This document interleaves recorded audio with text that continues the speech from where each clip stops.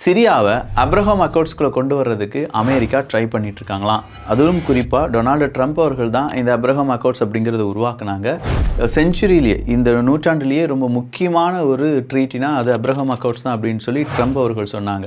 இந்த Abraham accounts வழியாகத்தான் இஸ்ரேலை பல அரபுலக நாடுகள் கூட இணக்கமாக போகிறதுக்கான முயற்சிகளில் டொனால்டு ட்ரம்ப் அவர்கள் ஈடுபட்டார். அதில் சவுதி அரேபியா உட்பட பல நாடுகள் அடக்கம். இப்போ அதே அப்ரஹாம் அக்கௌண்ட்ஸ்குள்ளே சிரியாவையும் இணைத்து சிரியா இஸ்ரேல் 2 பேரும் ஒன்றா போங்கப்பா, ஒன்றும் பிரச்சனை கிடையாது அப்படின்னு சொல்லி டொனால்டு ட்ரம்ப் அவர்கள் ஒரு முயற்சியில் ஈடுபட்டிருக்கார். அப்படின்னா கோலன் ஹைட்டை சிரியாவுக்கு கொடுத்துருணுமே டொனால்டு ட்ரம்ப் அவர்களேன்னு கேட்டால் அதுக்கு வாய்ப்பு இல்லைன்னு சொல்கிறாங்க. ஏன்னா கோலன் ஹைட் ஆக்சுவலாக சிரியாவினுடைய தான். பட் இப்போ என்ன செஞ்சிட்டாங்கன்னா அதை இஸ்ரேல் கையகப்படுத்தி அது என்னுடைய பொறுப்பு, அதை நான் தான் பார்த்துக்கிடுவேன், நீ அதை மறந்துரு, அங்கே தான் ஸ்ட்ராட்டஜிலேயே ரொம்ப முக்கியமான பாயிண்ட்ஸ்லாம் இருக்குது, அங்கே என்னுடைய இராணுவம் நிலை நிற்கும் அப்படிங்கிற அறிவிப்பை கொடுத்திருக்கிறார்கள். டாரிஃப் டாக்கை பொறுத்த வரைக்கும் ஜப்பான் கூட நாங்கள் பிறகு பேசிக்கிறோம், இப்போ இந்தியாவை கவனிக்க போகிறோம் அப்படின்னு சொல்லி இந்தியா பக்கம் இந்த டாரிஃப் டாக் அப்படிங்கிறது உருவாகி இருக்கிறது.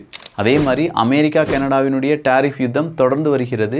அதில் இன்னைக்கு கனடா என்ன செஞ்சாங்கன்னா குறிப்பிட்டு சில டாக்ஸ் அப்படிங்கிறது அமெரிக்காவுக்கு எதிரான டாக்ஸை கம்மி பண்ணாங்க.